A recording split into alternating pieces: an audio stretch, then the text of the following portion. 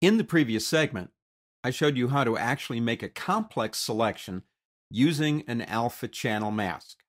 Based on CS5, the new version, I would call that old school. If you liked it, this is going to blow your mind. What I want to do is the same thing. I don't like the sky. I want a better sky, although, to be honest with you, that one's not too bad. I want to change that sky. So I've got that same sky in this one. We got some of the same problems. You got trees and sky interacting. What I want you to do is make a rough selection of the areas that you want to keep. We're going to use actually this tool right here. Remember it? The quick selection tool. What you do with this tool, don't have to change any of the options up here. Just drag. That's all you have to do. Just drag. And it will add to your selection. You can let go anytime you want to. Drag across. We're going to get the barns, make sure we get everything about the buildings and the solid areas of the grass. So we've more or less got those areas selected. Now, come over here and start selecting these areas. And just drag your mouse around, and we'll worry about this in a minute. Come over here and do the same thing. Just like you're painting.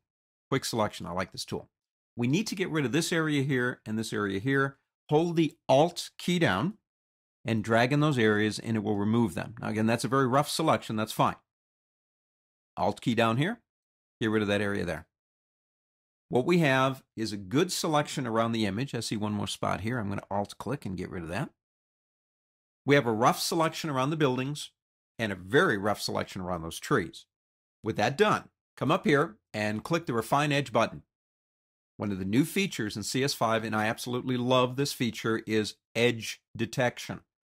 Turn on Smart Radius. Come over here with your brush and literally paint these areas out. I'm going to come over here, and it looks like I'm repainting the image. Now, you have to paint in all the areas, even down here. Doesn't look like really much is going on, but it is. And then just let go when you got it done and check that out. It's actually removing the areas that we don't want. Same thing over here. Just start painting. And you want to make sure you get all the areas that got the tree in them, and they interact with the sky. I mean, it's just amazing. That beats alpha channels hands down. Now we can change the radius a little bit. And that'll give it a little bit more detection on the trees over here. We don't need to smooth it or feather it or really anything else here. However, we do want the output, and you can go directly to a layer mask. Let's do selection so we can make the mask ourselves. That would save us a step, though, I will admit. Go to Selection, choose that one, and click OK.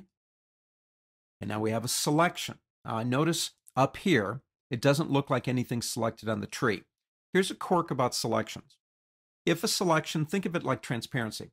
If a selection falls below 50%, you don't really see the crawling ant marquee, but it's really there. We've got the areas selected that we want to keep. All these other areas, the mask, are going to go away. We did Refine Edge to make it work. Come down here, select Barn, and click that button. That is totally amazing.